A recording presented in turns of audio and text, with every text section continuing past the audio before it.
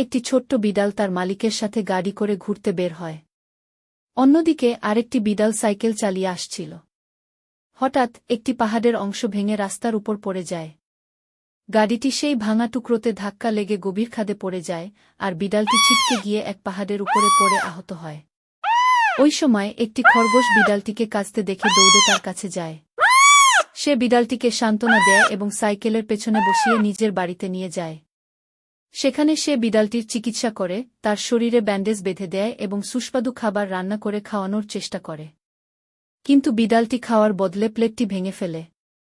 খরগোশ কিছু না বলে বিড়ালটিকে ঘুমিয়ে পড়তে সাহায্য করে। পরদিন খরগোশ বিড়ালটিকে নিয়ে জঙ্গলে ঘুরতে যায়।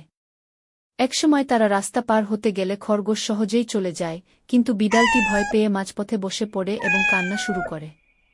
খরগোশটি ফিরে এসে বিড়ালটিকে সাহস দেয় এবং একসঙ্গে রাস্তা পার করায়। ঠিক তখনই বিড়ালটির মা-বাবার সাথে তার দেখা হয়ে যায়। তারা বিড়ালটিকে দেখে আনন্দে কেঁদে ফেলে এবং কাছে টেনে নেয়। হারিয়ে যাওয়া বিড়ালটি আবার তার পরিবারের কাছে ফিরে গিয়ে